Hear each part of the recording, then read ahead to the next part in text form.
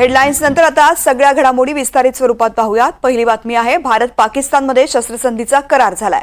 संध्याकाळी 5 वाजता शस्त्रसंधी लागू झालेली आहे। करार होताच पाकिस्तानकडून शस्त्रसंधीचं मात्र उल्लंघन झालंय। श्रीनगर अखनूरच्या सीमा भागामध्ये गोळीबारही झाला, तर फिरोजपूर, पठाणकोट, होशियारपूरमध्ये ब्लॅकआउट करण्यात आला। 8:30 ते 9:30 दरम्यान श्रीनगरमध्ये ड्रोन हल्ले झालेत। श्रीनगर बडगावमध्ये हल्ल्याचा प्रयत्न अयशस्वी ठरलाय। महत्त्वाची बातमी ही आहे की शस्त्रसंधीचं घोषणा झाल्यानंतर काही तासातच शस्त्रसंधीचं उल्लंघन सुद्धा झालेलं आहे। संध्याकाळी 5 वाजता शस्त्रसंधी लागू झाली। करार होताच पाकिस्तानकडून शस्त्रसंधीचं उल्लंघन सुद्धा झालंय। श्रीनगर अखनूरच्या सीमा भागामध्ये गोळीबार झालाय।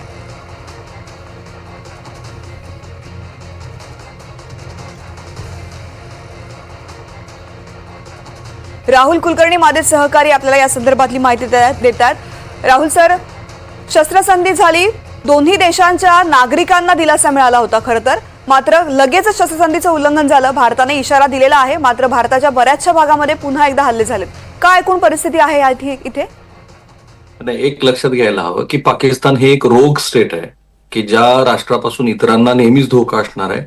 पण काल जेव्हा 8:30 ते 9:30 ह्या काळामध्ये 100 पेक्षा अधिकचे drone Jammu Kashmir, Rajasthan, specially Kashmir valley आणि जम्मू ह्या भागामध्ये दिसले होते, त्यांनी हल्लाही केला। विशेषतः लाल चौकामध्ये, कॅन्ट एरियामध्ये आपलं जे महत्वाची हिंदू मंदिर आहेत त्याच्यावरती हल्ला करण्याचा प्रयत्न झाला, ज्याला योग्य पद्धतीनं भारताकडनं उत्तर दिलं गेलं। नंतर परराष्ट्र मंत्रालयाची एक प्रेस ब्रीफ पण झाली आणि त्याच्यामध्ये पाकिस्तानला पुन्हा एकदा इशारा दिला की अमेरिकेच्या मध्यस्थीनं तुमच्या बरोबर जो शस्त्रसंधीचा करार झालाय त्याचं पालन करा, अन्यथा आम्ही तुम्हाला योग्य तो धडा शिकवू। आणि त्याच्यानंतर मात्र परिस्थिती पूर्णपणे सामान्य झालेली आहे। 8:30 ते 9:30 ह्या काळातल्या गोळीबाराच्या घटनेनंतर जवळपास 9:30 पासून ह्या क्षणापर्यंत भारताशी लगत असलेल्या पाकिस्तानच्या सीमेच्या कोणत्याही राज्यामध्ये, काश्मीर व्हॅली असेल, जम्मू असेल, पंजाब असेल, राजस्थान असेल, गुजरात असेल, कुठेही कोणताही अनुचित प्रकार झालेला नाही।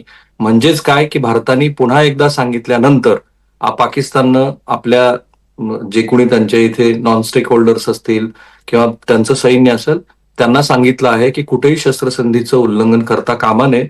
आणि त्यानंतर मात्र भारतीय सीमेवरती पूर्णपणे शांतता आहे, हे आधी आपल्या प्रेक्षकांनी लक्षात घ्यायला हवं। दुसरा महत्वाचा मुद्दा असा आहे की रोग स्टेट आहे म्हणजे काय, तर पाकिस्तानमध्ये राजकीय नेत्यापेक्षा त्यांच्या सैन्य दलाची भूमिका महत्वाची असते।